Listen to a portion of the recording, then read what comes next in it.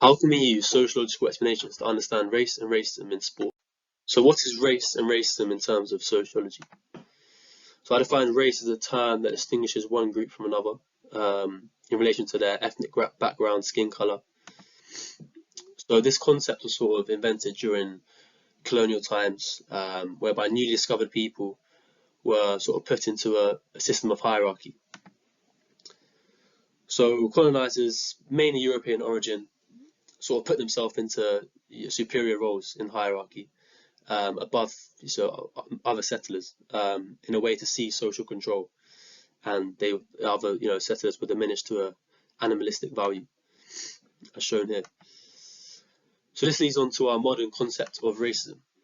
These ancient norms and beliefs we used to justify discriminatory acts and social issues such as slavery. And these sort of acts embody our definition of racism, which essentially is a prejudice, putting yourself above someone else, and discrimination, abuse to other ethnic groups simply based on a historical myth that they are inferior. So how can this link to sport? Sociological explanations such as institutional racism can show these historical beliefs have transcended into our society. So this idea of institutional racism is a result of historical processes of inequality that are now sort of deep-rooted and ingrained into the order of our society. An example of this is the lack of BAME managers in English football. I saw a recent study in 2007 that showed a quarter of players in the English Football League were black. However, out of the 92 clubs, only 2 managers were black. This study, carried out by Professor Ellis Cashmore, reached out to over 1,000 football fans, and over 56% of them suggested that racism was ingrained into the hierarchy of football. Fans quoted, "People don't consciously discriminate against minorities, but instead fail to challenge old stereotypes, showing that our social order has been corrupted by these sort of prehistoric norms and beliefs." So Cashmore further reiterates that players can earn their places in the team via skill and merit. People from these BAME backgrounds were previously players.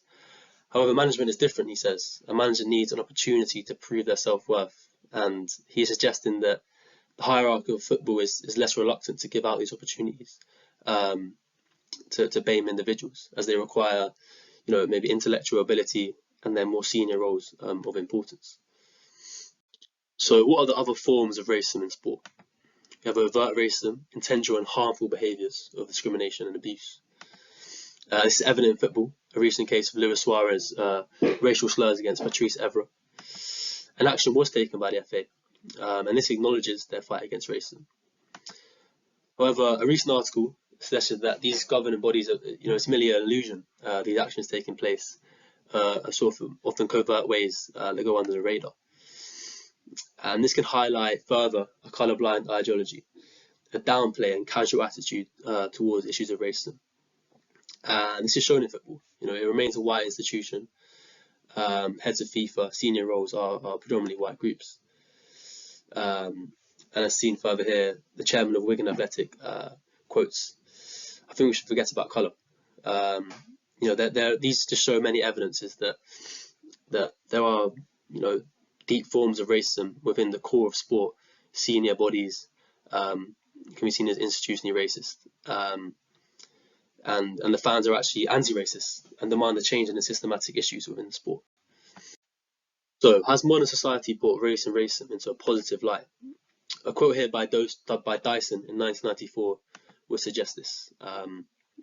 He says that all athletes are equal on the starting line. However, it's clear that African Americans have had to overcome struggles of oppression, and this shows a lack of equality. So nowadays he suggests that these athletes are celebrated and given a hero status due to their fight against oppression, as seen Muhammad Ali. And Dyson is seeking to say that the achievement by these black athletes is now in their culture. It's something that they have pride in.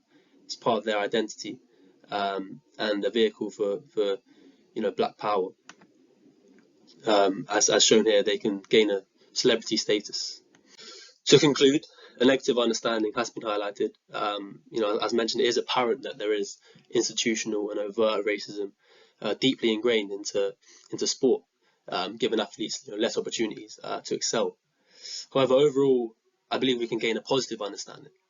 This anti-racism sort of movement can sort of challenge and change our whole prehistoric belief systems and bring racism and race into a positive light. And we can encourage more equality and inclusivity in sport.